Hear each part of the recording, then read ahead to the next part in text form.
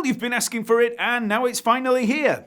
The Cyborg Bassist is finally available as a hard copy on Amazon. As many of you will know, it was only available as an ebook and course over at the Talking Bass store. But now you can buy this, the actual book, made with paper and everything. But why should you care about this, I hear you say?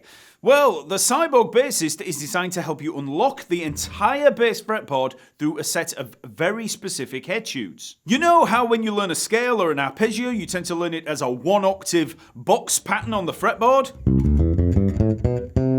Well, as you can imagine, that's not particularly useful if you want to play all over the neck. It's really easy to get locked into that 1-octave or 1-position way of playing because, on the face of it, it seems like those fretboard patterns can be moved to any root note and, hey presto, that's a whole key or a chord taken care of.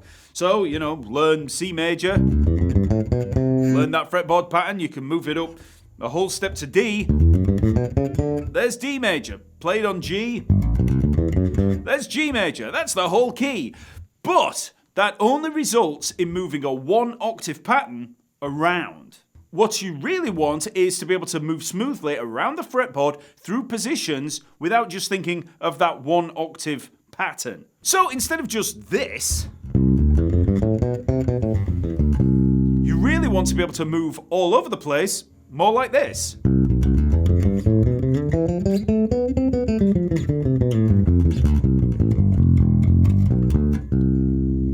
But how do you do that? Well, the best practice that you can have for moving around the fretboard is moving around the fretboard. Learning scales, arpeggios, and musical lines that move through positions over multiple octaves will develop your knowledge of positions, your ability to position shift, and your general musicianship. And this is where the Cyborg Bassist comes to the rescue. The first volume, called Scale Mastery, contains 96 etudes covering every major key. There are a variety of different melodic lines applied to the major scale, each one running through positions from a low position in the first 5 frets through the middle area of the bass and up into the higher positions past the 12th fret. So every exercise covers that whole fretboard. So let's look at a couple of etudes from the book and let's pick the key of B flat as an example. So first let's just try the basic major scale ascent and descent in 2 octaves, which is etude number 33. We'll work through the notes and positions first, then I'll give you a breakdown of what is actually going on here and how the line can be beneficial in many different ways. So the etude sounds like this.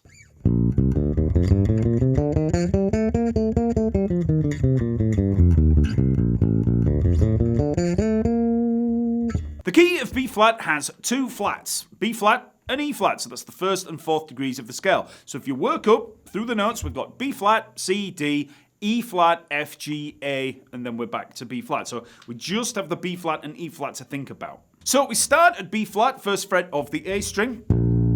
And in this position, we're going to be using the 1st finger for the 1st fret and the 4th finger, the pinky, for the 3rd fret. So just a much more comfortable position. So B flat, C, D, E flat, F. So 1st finger, 4th finger, open string for the D, 1st finger and 4th finger for the E flat and F. So that's our first move in that low position. B flat, C, D, E flat, F. Then we have our first position shift, so we're on the 3rd fret of the D string there with the pinky, and we move up to the G there at the 5th fret of the D string with the 1st finger. So that is the move that you need to master. So there's our position shift. Just isolate that move until you can get it smoothly. Then we continue working up through the scale. So we've got the G, A, B flat, and then we actually make another position shift with the 4th finger up to the C at the 10th fret. So 5th fret, 7th fret, 8th fret, and then the 10th fret on the D string. So 1st finger, 3rd finger, 4th finger, and then use the 4th finger to move.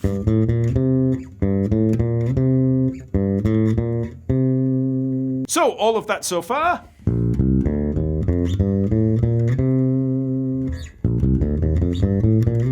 So just take it as slow as you need to in order to make those position shifts and make a smooth transition. Then we carry on, so we're at the 10th fret of the D string with the C, we then have D, E flat and the F, so that's 7th, 8th and 10th frets on the G string. So. Then we reach our highest position as we move from the F there at the 10th fret of the G string up to the G at the 12th fret of the G string with the first finger. And then we just finish the scale off, so G, A and B flat. So 12th, 14th and 15th frets there. First, third and fourth fingers. So. Then before making the descent we play a little turn there, so we play the A again at the 14th fret. So. And then back to the B flat. And then we start the descent. So now we're coming down through them, B flat, A and G. So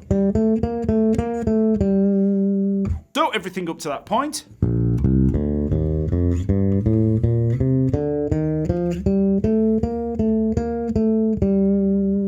So now instead of making a shift back down through the positions through which we ascended, we continue down in that position, in that high position above the 12th fret. So we've got the B flat, the A, the G, and then we come down F, E flat, and D. So now we're coming down 15th, 13th, and 12th fret on the D string. Then we're going to make the position shift down to the C at the 10th fret of the D string. So. And that's with the pinky. So we're going from the first finger down to the pinky. So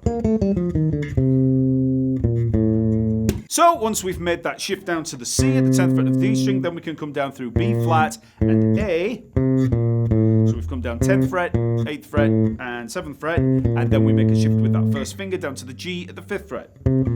So once again, we're coming down through those notes on the D string. Okay? So now we're down at the G. So everything so far.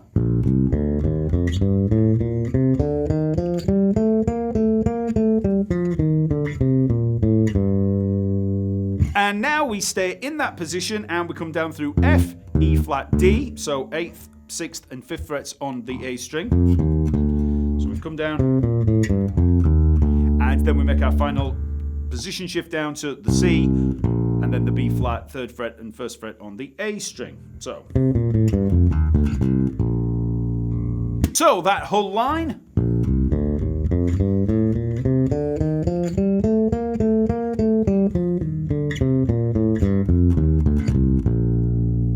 Then we play the open A string as a little turn to bring us back round to the B flat, and then we're going to play up through the B flat major 7 arpeggio, which is the notes B flat, D, F and A. So we're going to play this up in 2 octaves. All the way up here. So this is really good for position shifting. So we've got B flat, D and F, the basic major triad there. 1st fret A string, open D string, and then the 3rd fret on the D string. So 1st finger, open string, 4th finger. Fingering is very important here. Then we jump up to the A at the 7th fret of the D string with the 1st finger. Then we play the B flat, so we're back round at the tonic there. So 8th fret on the 2nd finger, then we've got the D and the F again, so that's going to be 7th fret and 10th fret on the G string, 1st finger and pinky. So. Then we make the final position shift up to the A, 14th fret of the G string, and then finally the B flat there at the 15th fret. So. And that's the end of the etude. So that's a really nice finish. So you get this really nice line leading up, and like I said, you've got to make these quick position shifts. So one more time all the way through.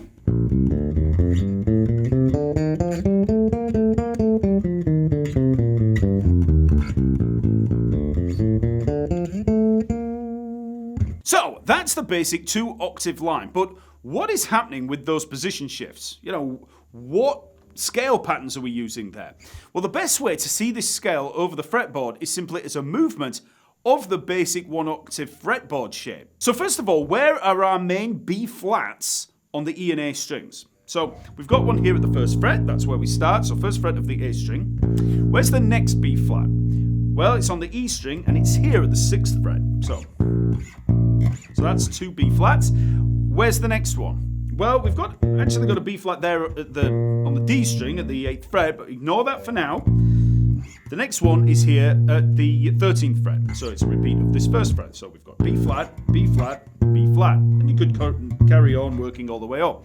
But we only need those ones for now, so that's B flat, B flat, B flat. Now play a basic major scale on each of those root notes.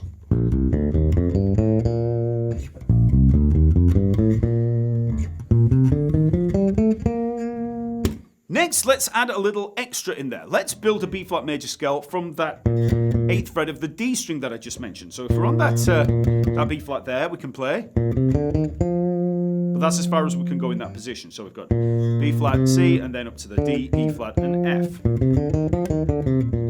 Okay, so it's just the first 5 notes of the B flat major scale, starting at the 8th fret there. So then if we add that to our middle position here, once we get up to the B flat, if you just slide up with that 4th finger, we're in position to carry on. So we've just added this to this. So. And then you can come back down. So you can use that as a little position shift. So shift up with the pinky when you're ascending, and then when you're descending, you can come down with the first finger. And I'm sure that you're starting to realize where we're going with this. So now we have a set of positions for getting from this B flat down here all the way up to this B flat here. We have, and then we have, and then just using that single fingering for the major scale. So now let's just work through our etude once more. So we started down here. Well, we're in our low position there. It's the first 5 notes of that major scale. And then when we make the shift up to the G, we're moving into this position. So if you think of that G, A, and B flat there, 5th, 7th, and 8th frets on the D string as what we had down here with the open G string, A, and then the B flat, let's say the last string of that position, that's what we're moving up into. And it's the final string of this position. Just look at that whole step, half step, as the same as what we had down here. So, and now, because we're in this middle position that we just looked at, we can make the shift and continue up. So. And then we just make the shift up to the G, and hey presto, we're in this position. So we're just starting on that 3rd string. Okay, so that is the same as each time we've just made that position shift on that G there.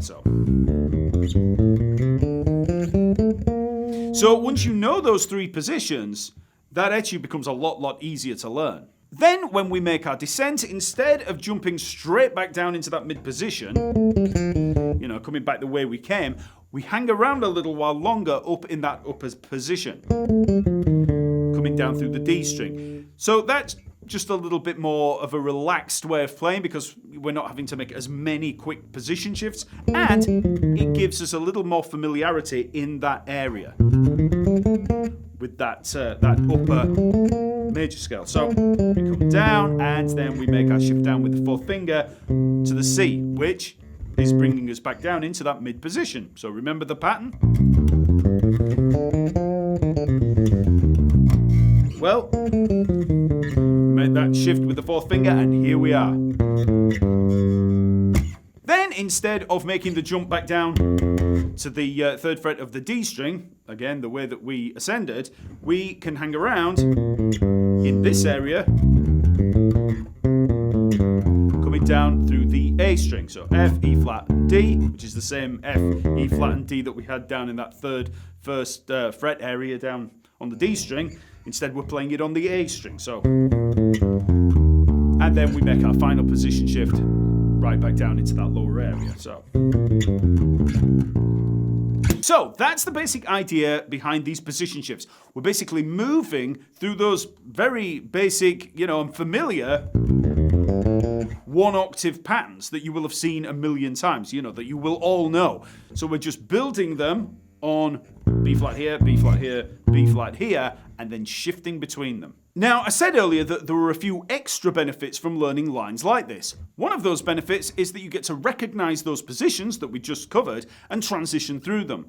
But you don't always have to make the transition. Remember, you can stop at a position any time when playing around them yourself. So I might stop and hang around, let's say, the middle position for a while.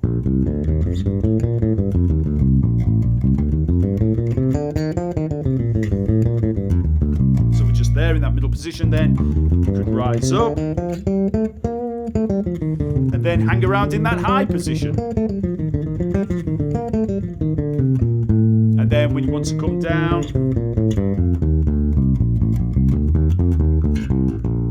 just hang around in them, just play around in those scales for a while, transition to the next, maybe up or down, and then, you know, work all the way up, all the way back down. Just play freely around it. Now, there's obviously a lot more to unlocking the fretboard than basic ascending and descending 2-octave scales.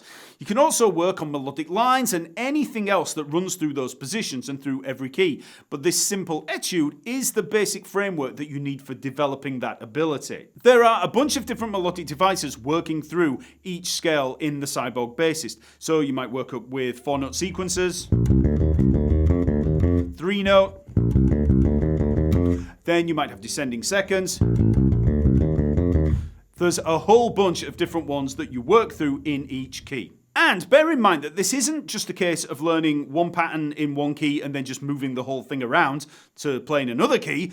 Every key is going to provide a new set of hurdles. You're going to be forced into learning the actual notes for each key in order to make some of the shifts, and the movement through multiple positions is different based on the difficulties caused by open strings and the root note placement. Like I said, the book is now available on Amazon, so just search for the Cyborg Bassist in your regional Amazon store or check out the link in the info below that will take you there directly. So go check it out, and I'll see you next week.